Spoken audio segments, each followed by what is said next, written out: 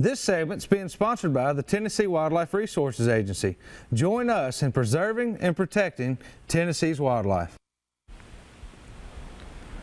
All right, everybody, welcome back. We're going to go ahead and open up our phone lines. You guys can give us a call here at 615-737-7767 with any questions or comments you may have. And while we're waiting on those, Randall, I know I'll just kind of go ahead and start out, but you know, we've already hit on the fact that the rut, per se, we always put that in parentheses. It's far from over, and you guys haven't been fortunate enough yet to catch up with the buck you've been after.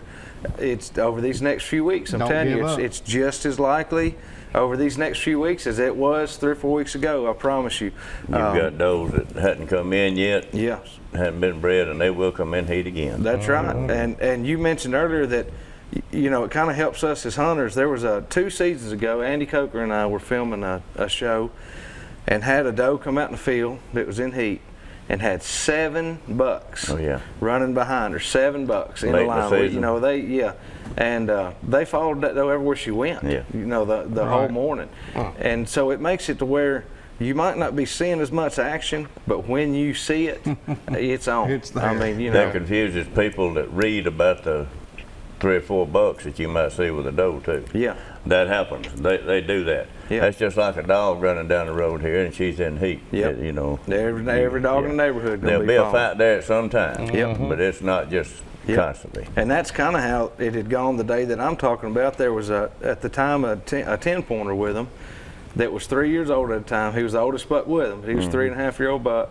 And you could tell as these other bucks moved in around them that they was only going to get so close. There was actually 2 of them bedded down and just kind of laid there, you know, watching the action. They're still going to be around, but you're right that one particular buck is going to establish that, hey, I'm the man, and that's how it is. That doe will make sure of that. Yeah, that's right. She will make sure of that. You know, like we were talking earlier, them deer like them growed up fields. Yes. And just that super thick stuff. Yeah. You know, a lot of people won't hunt that because they can't really see a long ways, you know.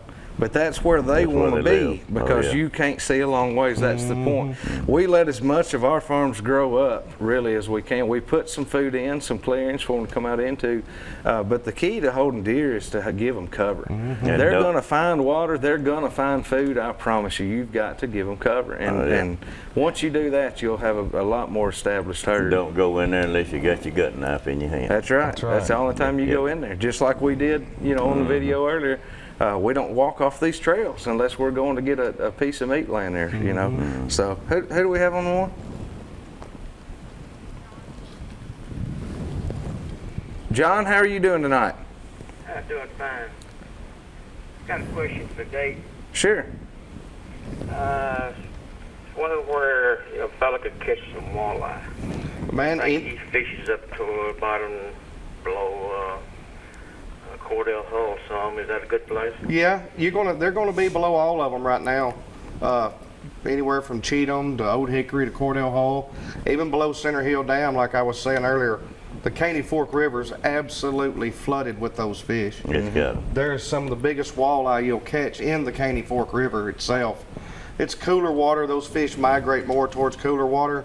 That's why it's took them a little bit longer to get more up to Cordell Hall. But like Old Hickory Dam, they don't have a choice. They don't have a choice but to be there. Yeah, right. They can't go any further. Cordell, they don't have to Right. until the water gets right. And you know, the more cooler it gets, the more the bait will go up there and the more fish will move up. Where we've had this warm weather, it doesn't really force anything. They can just kind of stay out there and do what they do. But it's coming. I mean, right now, I mean, you can even catch them trolling too now. And the mouthy creeks like Barton Spring and Bledsoe and Drake's Creek, the river channel, there's walleye in all of Old Hickory Lake. There's not a section that doesn't have any of them, even the whole river system really. Yeah. Bouncing minnows and jigs, you know, the night crawler rigs. I had a second question. Sure. My brother and I fish below Center Hill Dam quite a bit year round. The last couple of years, well, we've been fishing up there 3 or 4 years, but a couple of years ago was catching some big browns and a few walleye. The last 4 times we've been up there, we didn't catch hardly anything. Well, I just wonder where they went. that's what I'm talking about. We got to have a lot of rain and a lot of current. those fish migrate long ways to get up there. So when they just generate from 8 o'clock in the morning till noon and turn them off and kick them back on from 4 to 8, there's not enough migration water for them to really go and travel. That's why they'll go in the Caney Fork, and you fish the Caney Fork a little more, because they've been pulling Center Hill quite a bit more, and it's cooler water. But once again, they're there. Yeah, we always fish right below the dam. Yes. And while they're generating. And we just haven't done no good. We've done good for a couple of years, and last year. It's seasonal, you know. It's just like anything else. It'll come and go, and it's timing. You know, you don't catch them every time you go, so it's a matter of really timing, a lot of timing. Yeah. And each year, and years them are different. You know, this year it's once again, here we are, December, 62 degrees. Yeah. I mean, it's not like it's 40 and been snowing and just got the water levels at 45 degrees. So they're still migrating that's around. That's what we really want. Yeah, you really want the end of that rod to freeze every time you cast it out there. Yeah, well, this water, this warm, they can still migrate around and roam. They're not forced to really do anything. Right. So. I'm not a big fisherman, but my walleye, I catch them in the Caney Fork. It's full of them. Go to the same Anywhere holes from the just about dam to a everything. mile down, yeah. really, is probably about your I mean, best it's shot there. absolutely full of them. Yeah. It is. Okay, Well, guys, thank you very much. Thank Yes, you for sir. calling. Have a good night. Yeah, I think that is probably my favorite place to fish as far as under the dam, to be up there at Caney Fork. We go up there quite a bit, and the winter time to me is a better time to be up there anyway, because you don't have the crowd, you don't have many people competing with you. Here's what happens. A lot of people don't get. When it gets cold enough to push them shad down to where they actually come out of the generator. Yeah. Okay, they're not migrating up the river, and you're catching them. It's actually pushing them through the generators. That is when they go absolutely crazy. Yeah. Now that's when you catch them fish down there. When they start generating, and that current starts moving a little bit, and them minnows come out of the dam at the Caney Fork, and they're floating from dead. They're floating dead and half kicking from the dam 2 miles down the river. Anywhere you stop and look, there'll be trout, there'll be bass, it's like a buffet. The whole river up through there, and it's January. I mean, it's winter time. And you'd think that water's so cold to give a bass a headache. And they're just He's sitting there eating. Mashing them, man. It's crazy. But that's really when I've caught the most in my life of the fish. Sauger walleye is when you can actually get the minnows not coming up the current, but necessarily get flushed through the generators. Yeah, that's, you know, I didn't realize, to be honest, how good the bass fishing in the Caney Fork River was until this past year. And we basically went after them. I said, you know, let's see what we do. And we had a heck of a day floating the Caney down there bass fishing. I knew you'd see one once in a while in there, but I didn't know it had as many as it does. We really had a good day. And of course, you're liable to catch a brown trout and then catch a smallmouth. And I mean, you can go up there right now when it's running wide open, and catch fish. Yeah.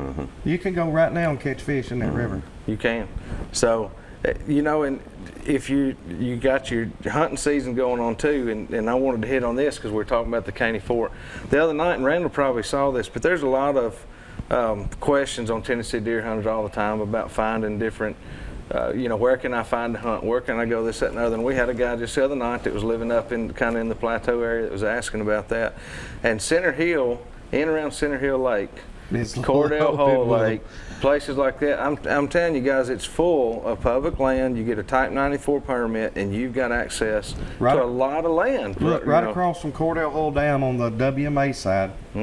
When you drive over there, it's like an extra 45 minutes to go around. Yeah. But you can see all of Cordell Hole Dam and all the food plots, and it's all huntable.